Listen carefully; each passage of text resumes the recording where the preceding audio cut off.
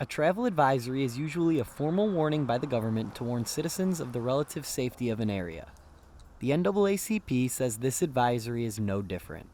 So it's a travel advisory in the fundamental sense. It warns citizens, either in the state or attempting to come into the state, that they should be aware of some issues that could affect their civil rights in Missouri. Chappell says he hopes the travel advisory will bring the issues some attention. We hope that Missourians and people outside of the state as well recognize that the civil rights violations that are being faced by people here in the state are significant and that those things need to be changed. The NAACP cites the recent passing of Senate Bill 43 as a primary reason for the advisory.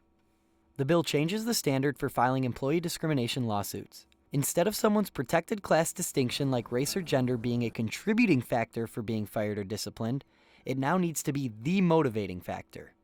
Senate Bill 43 brings us in line with the EEOC, the federal standards, and surrounding states as the motivating factor for cause of action.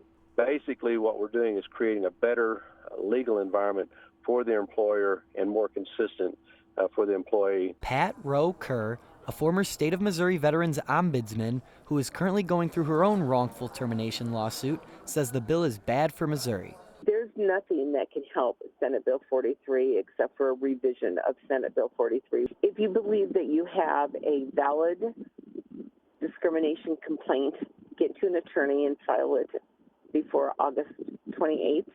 Act now. Act now. If they haven't filed a charge of discrimination with the Missouri Commission on Human Rights or the EEOC, they need to do that now. The NAACP also cites the recent vehicle stops report data that came out earlier this year as cause for the advisory. What we've determined is that data indicates that things are getting worse, not better. If you're a person of color, you're more likely to be pulled over now than you were even 5 years ago. That's not progress. In Columbia alone, there was a disparity index of 3.13 between black drivers and white drivers. This means that based on the data, black drivers are 3 times more likely to be stopped by police than white drivers. The NAACP says the travel ban will last until at least August 28th of this year, the same day Senate Bill 43 goes into effect. Michael Rizzo, KOMU 8 News.